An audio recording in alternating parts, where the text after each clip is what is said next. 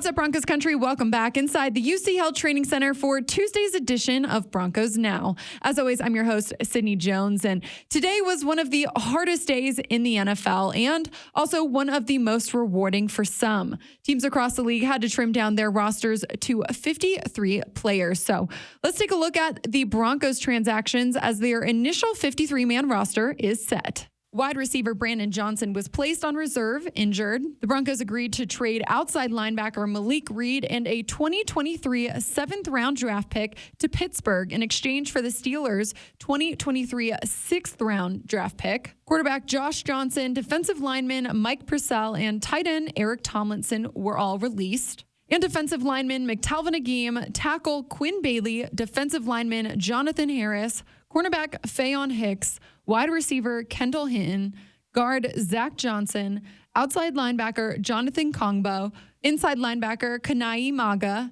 cornerback Jaquan McMillian, guard Natani Muti, guard Michael Neese, running back Devin Ozigbo, tight end Dylan Parham, safety J.R. Reed, wide receiver Darius Shepard, and wide receiver Seth Williams were all waived this afternoon. General Manager George Paton spoke to the media following these transactions and gave his thanks to all the players that were cut today. As you know, these are always the two worst days of the year, and not only for me personally, but really everyone in our building. And we know this is a business, and we know that they're grown men and they're football players. But when we see day in and day out what these players sacrifice, the blood, the sweat, the tears, and then just the relationships we have with all these players. And it starts back through a draft process. It could be through the free agency process, but the day-to-day, the lunches, sitting in the meetings with these players. So this is tough, and this is a really good group of players we're releasing. And so on behalf of Nathaniel, myself, and the entire Broncos organization, we just want to thank these players. And we're going to try to get a lot of these players back in our practice squad, and we'll just kind of see how the night goes. We realize we'll probably lose a few to other teams, but we got a long night ahead of us. We had a lot of tough decisions. I think we had more depth this year on our roster, so there are a lot of conversations and a lot of collaboration went into it with the coaching staff and the scouts. And it's a fluid roster. I feel good with where we are as a football team. I know we're all excited for the regular season. Week 1, we face a really good opponent in the Seattle Seahawks. I think it's the toughest place to play in the NFL. Like I mentioned earlier, quarterback Josh Johnson was released, so Brett Rippon will serve as Russell Wilson's backup. This is the first time in Rippon's career that he has made the initial 53. George Paton details that competition and what he likes about Rippon's skill set. It was really tough. Brett and Josh had a great competition. It came down to the final game. But the body of work, it was both these guys did a lot of really good things. I just think the way, Rip operated the offense, the way he moved the team, he did some really good things. And so, I'll let Coach Hackett kind of talk about the rest of that, but it was a really close competition. We hope to get Josh back as well. A tradition continued here in Denver today. For the 18th time in the last 19 years, a rookie college free agent has made the team's initial 53-man roster. And this year, it was wide receiver Jalen Virgil. George Paton spoke on how much he loved Virgil's speed. I think you need speed in this league, and Virgil obviously provides that. This guy, every game he made plays, and he made plays every practice. He can cover kicks. He's an interesting guy. He can return kicks. Really good returner in college. He's just answered, every test and aced it. So, and he's got legit speed. He can take the top off. So we're excited for him. George also gave an update on tight end Greg Dulcich and cornerback Michael Ojemudia. They will both go on IR on Wednesday, but will be 100% ready to go for Week 5 of the regular season. The team will look to put together a practice squad of 16 players beginning on Wednesday as well. Now joining me here in the Broncos podcast studio is Broncos lead writer Eric Dalala. Eric, the initial 53-man roster is set. What are your overall thoughts on it? Was there anything really surprising to you?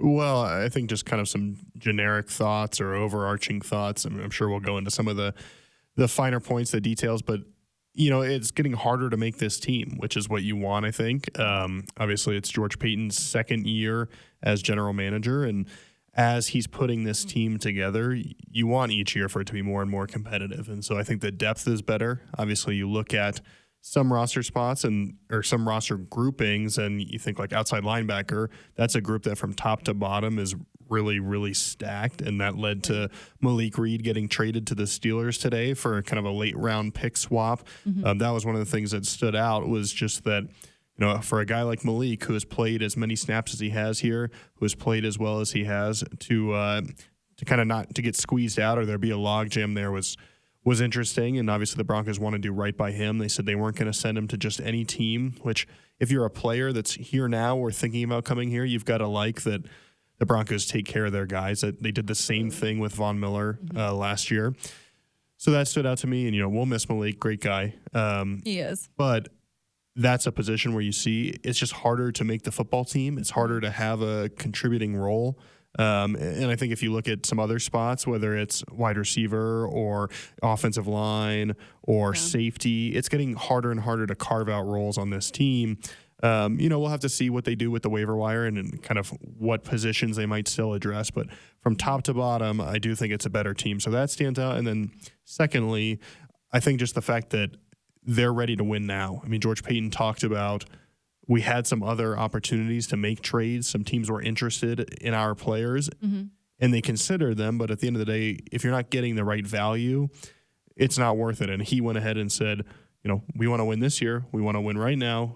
Our focus is on this season. And so to me, after watching training camp, he feels good about this team. After watching the team's strategy for getting ready for the year, he feels really good about that. And I think the fact that they didn't make a ton of trades and trade away talent only kind of solidifies that further. Absolutely. Well, quarterback Brett Rippon won the backup quarterback job as the team released Josh Johnson. What do you think ultimately kind of led to that decision? Yeah, I think they liked Brett's consistency. They liked his fit in the offense. We've heard Brett talk about how this system, which he played in under Rich Scangarello back his first year, really kind of fit his skill set. He's able to get outside the pocket, throw on those boots, the play action. I think that goes well with what he's able to do well. So that's part of it, I think. You probably consider the fact that he's a young guy, and so if he fits in this offense and does a good job as the backup quarterback, maybe he's a guy that you don't have to worry about for several years. Obviously, you'd have to kind of redo that deal, but Brett's a guy that he's young, fourth year in the league. He could potentially be a long-term option there at backup quarterback. So that stood out. And then I just think the roster mechanics of it, Sydney, if Brett Rippon went on waivers, he's probably not getting back to the Broncos. Whereas Josh Johnson, who the Broncos have said, hey, we want him back, I'd assume that's on the practice squad.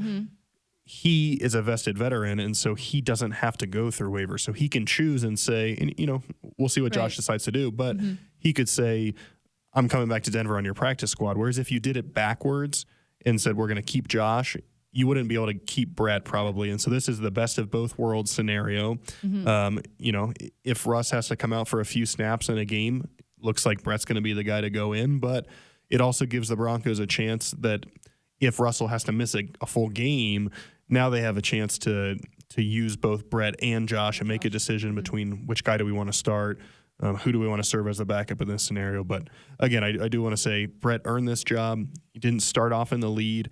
When they signed Josh Johnson, I think the odds were kind of stacked against him. But credit to him, he kept getting better and better and better, and now he's made the roster. Had a great game on Saturday. Yeah. We'll have to see what happens with Josh Johnson over the next day. But, Eric, we talked all training camp, all preseason about just how stacked this wide receiver room is, how crowded it was. The Broncos ended up keeping 6 wide receivers for their initial 53 roster. Obviously, Cortland Sutton, Jerry Jeudy, KJ Hamler, Montreal Washington, but then Tyree Cleveland and Jalen Virgil. What did you think about, those choices there? Yeah, I mean, obviously Tyree didn't play at all in the preseason and very little of training camp. So for him, this was hey, I've built a reputation as a player. They know what they're going to get from me. Dwayne Stukes was really impressed by Tyree Cleveland's special teams contributions. Without that, he doesn't make this roster, I'm assuming. And so that's what I saw from Tyree Cleveland. And then Jalen Virgil, who continues this tradition of undrafted players or undrafted rookies making the Broncos 53-man roster. He's got that speed. Again, he's a special teams contributor. We've seen him return kicks and handle that well, kind of bring an explosive element. I would assume that Montrell Washington is still going to be the starting kick returner, but maybe Montrell becomes a guy that's so valuable on offense that you don't want to expose him to extra hits, and now that's something that Jalen Virgil can take care of. So we'll have to see how that plays out. But yeah, it was a little surprising to see Kendall Hinton in particular, who's just done so much for this team between being the Hall of quarterback. Famer. Exactly, between being the quarterback, playing wide receiver, last year taking a big step forward, catching a touchdown pass. He's a legit NFL player. It would not surprise me if he gets picked up somewhere this evening, tomorrow morning, but hopefully he's back. Great guy. And the depth there, is really important. And I think the Broncos still have that. They'll be able to add it to their practice squad. And Brandon Johnson, kind of the last guy that, maybe he makes the team over a Jalen Virgil if he's healthy, but obviously high ankle sprain against the Minnesota Vikings, was going to miss too much time, it seemed like, and so he goes on injured reserve. As it stands now, not eligible to play this season, but there's kind of some roster mechanic type deal that they can do to rectify that. But as of now, on injured reserve, and unlike the short-term IR, currently not eligible to come back. Well, another position group I found interesting was the D-line. George Payton and company waived McTelvin Agim and Jonathan Harris, which to me shows that they feel pretty confident in, some of the rookies in that room, Ioma Uwazurike and Matt Henningsen. It seems like they really, really like those guys. Yeah, and a couple of young guys, draft picks. Obviously, a guy like Ioma Uwazurike, he has the size, I think, to contribute right away, which the Broncos were not good enough against the run last year, and so you need those bigger bodies. We talked about how good of a game McTelvin had against the Vikings, but Ioma had a really good game too. He was all over the place. A couple of key stuffs there near the goal line, and so I think he's been everything they want him to be. We'll see if McTelvin makes it back to the practice squad. If that's somebody that they want to bring back, we'll have to see. A former third-round pick, so maybe another team has their eye on him, but always a possibility. And then Matt Henningsen, I just think the high motor, he's improved a lot. Obviously dealt with a little bit of an injury during the offseason program, but came back strong, has made some plays, and earned that spot. And so you've got a really interesting group there, I think, on the defensive line, because you've got DJ Jones and Draymond Jones and Deshaun Williams, who are all veteran guys. And then you'll have Mike Purcell coming back, which I think we'll talk about in a second. But then you've got two really young players who, they're not just on this team, Sydney. One of those guys is going to have to be up on game day. They're going to have to contribute. They're going to have to make plays. Certainly not out of the question that they could start by the end of the year if, a guy's out for a game or two with injury. So, George Payton is putting a lot of trust in those guys, and I think they've shown enough to deserve that. You mentioned Mike Purcell. Both he and tight end Eric Tomlinson, they were both released today, but George Payton said that these were more procedural moves and, that they both took one for the team. Eric, for some of our listeners who might not know, what exactly does that mean? Yeah, so kind of George Payton playing a little bit of chess here instead of checkers. When you go through these roster moves, if you're not a vested vet, which, an easy way to think of it is 4 full seasons, it's a little bit tricky. Is it 6 games, 8 games of what counts for a season? But essentially just think a veteran player does not have to go through the waiver wire process. And so tonight, every player that's been waived goes on the waiver wire. Teams can put claims in. So whoever had the first pick in the NFL draft, which the Jacksonville Jaguars, they get to go in and say, okay, well, we want to claim these. They could say we want to claim these 10 players, and they would get all 10 of their players. And then the second team will have submitted a list, and they'll say, okay, well, we want these, it's not obviously going to be 10. It'll be closer to 3 to 5. And they'll say, we want these 3 players. If any of those 3 players are left that the Jaguars didn't claim, it goes to the team with the second highest waiver order. If they're all gone, they just don't get anybody. And so it kind of goes through that for all 32 teams. You all put in a list. We might see the Broncos make some waiver claims. So if you're trying to, kind of a long-winded explanation, but if you're trying to store some guys on your 53, like Michael Ojemudia and Greg Dulcich, who are going to go to IR tomorrow, because if they went to IR today, they would not be eligible to return this year. And obviously, Michael Ojemudia and Greg Dulcich are not going to pass through waivers, which to bring a guy like Brandon Johnson back, you could waive injure him and then bring him back if he clears waivers. But that's not going to happen for Michael Ojemudia or Greg Dulcich. So they have to stay on the 53-man roster. So you have to find a way to create 2 spots. And if you were to cut, say, or waive Ioma Uwazurike, he would probably not make it through the waiver wire. Whereas if you release Mike Purcell, he gets to choose as a vested veteran where he goes. He's not exposed to the waivers. And so he can just say, okay, I'm not on this team on what day is it, Cindy? Tuesday afternoon. Right.